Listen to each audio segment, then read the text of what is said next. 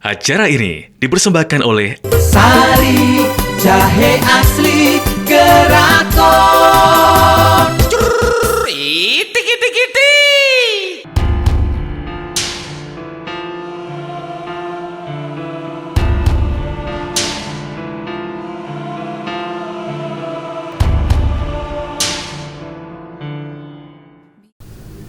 Assalamualaikum warahmatullahi wabarakatuh.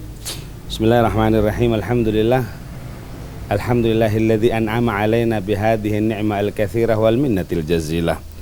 Allahumma shalli wa sallim ala sayyidina Muhammadin miftahi babi rahmatillah adada ma fi ilmillah salatan wa salaman daimaini bidawami mulkillah wa ala alihi wa sahbihi fi kulli lahzatin abada adada khalqihi wa ridha nafsihi wa zinata arsyihi wa midada kalimati amma ba'd.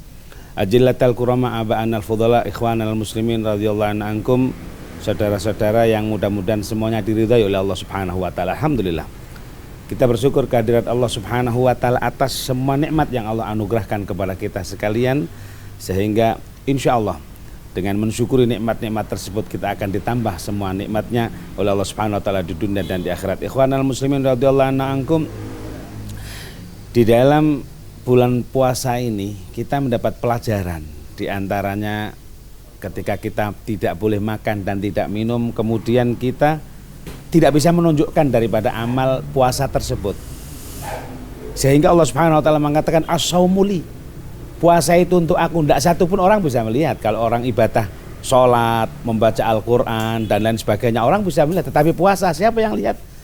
Ibadah yang tidak ada yang lihat kecuali Allah Subhanahu wa taala. Disitulah kita bisa memahami tentang makna daripada keikhlasan, yang mana pondasi daripada segala kesuksesan, pondasi daripada segala keberhasilan yang dicapai orang-orang yang berhasil dulu tidak ada lain kecuali karena pondasi mereka adalah ikhlas. Di dalam puasa kita diajarkan oleh Allah Subhanahu wa taala agar supaya kita selalu menanamkan setiap amal kita dilandasi dengan dasar niatan ikhlas yang tulus, karena sesungguhnya dengan niat itulah Allah Subhanahu wa taala akan menampakkan kesuksesan.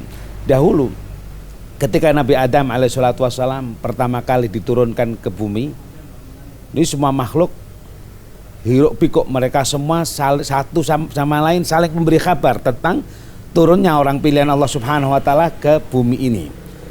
Maka di antara hewan yang pertama punya inisiatif untuk menjenguk daripada Nabi Adam adalah diriwayatkan kelompok kijang. Ada satu kelompok hewan kijang, mereka bersama satu kawanan tadi itu rundingan satu dengan yang ini. Ada Nabi Allah Subhanahu wa taala diturunkan ke bumi.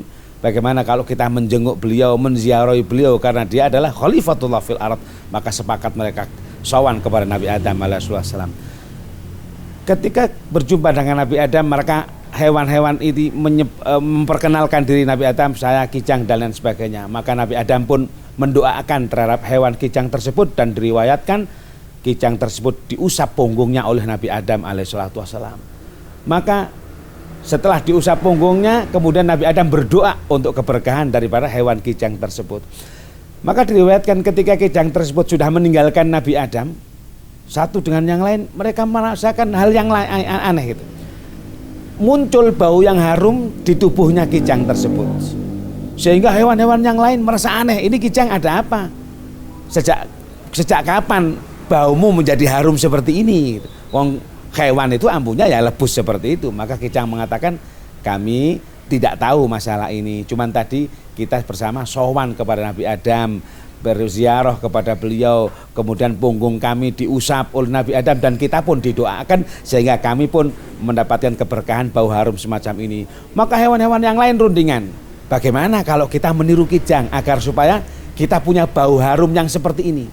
Bahkan dalam satu riwayat, fa'innal miska min ba'di damil ghazal, diriwayatkan bahwa sebagian darah kijang ini dibuat bahan daripada minyak misik, minyak yang sangat harum, yang sangat terkenal. Maka hewan-hewan tersebut punya inisiatif, ya sudah kalau begitu kita sama-sama rombongan, kita sowan kepada Nabi Adam, nanti kita minta punggung kita diusap semuanya, kita minta doakan agar semuanya baunya harum. Maka berangkatlah hewan tersebut. Maka ketika berjumpa Nabi Adam, mereka menyebutkan Nabi Adam, nama kami ini dan lain sebagainya. Kemudian setelah itu Mereka semua minta diusap punggungnya, kami juga minta diusap Nabi Adam. Setelah itu minta didoakan. Sudah selesai apa yang dilakukan, persis apa yang dilakukan oleh sekelompok kawanan kijang tersebut. Akan tetapi setelah keluar dari Nabi Adam, satu dengan yang lain saling bertanya mereka, ini bagaimana? Bau kamu sudah harum belum? Nah, setelah dicium, enggak pancet, ini bagaimana? Ini katanya kijang, kalau sowan Nabi Adam baunya harum. Dipanggillah kijang tadi, wahai kijang, apa yang kamu lakukan? Katanya kamu tadi sowan Nabi Adam, di punggungnya diusap, kemudian didoa, baunya harum. Ini kami sudah melakukan apa yang kamu lakukan, tapi bau kami kok tetap ambis seperti ini, Pak Ambu, tetap ambu pesing kabeh. Maka kijang mengatakan, saya tidak tahu. Cuman saya berziarah kepada Nabi Adam murni karena Allah Subhanahu wa taala.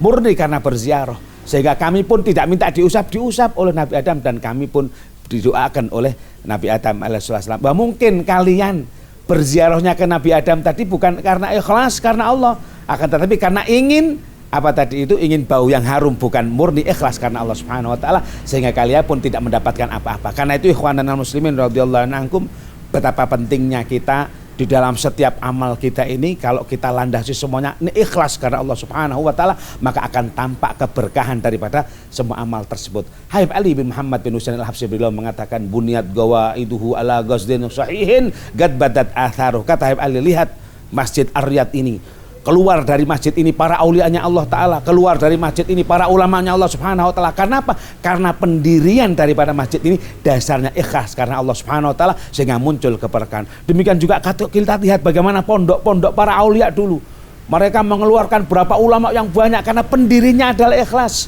Karena itu ikhwanal muslimin, agar setiap amal kita mengeluarkan keberkahan, amal kita betul-betul bermanfaat bagi manusia yang lain, kembali setiap apa yang kita lakukan hendaknya selalu didasari dengan ikhlas, karena ikhlas inilah sebenarnya pondasi daripada apa yang dilakukan oleh para salaf kita. Mudah-mudahan dengan pelajaran puasa Ramadan, ibadah yang tidak bisa dilihat oleh orang lain ini, kita semakin bisa memahami tentang makna pentingnya di dalam ikhlas dalam segala sesuatu. Mudah-mudahan Allah Subhanahu wa taala menjadikan kita orang-orang pilihannya, sehingga kita pun mendapatkan asrar, mendapatkan keberkahan, mendapatkan apa-apa yang telah diberikan oleh Allah Subhanahu wa taala kepada orang-orang pilihannya di bulan Ramadan ini dengan berikhlas dalam semua amal kita. Mudah-mudahan semua yang kita kerjakan diterima oleh Allah Subhanahu wa taala. Allahu yatawalla hudana wa hudakum. Wassalamualaikum warahmatullahi wabarakatuh.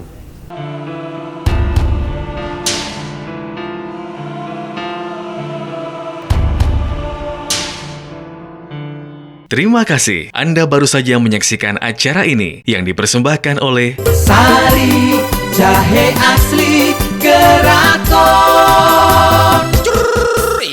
Tiki tiki tiki.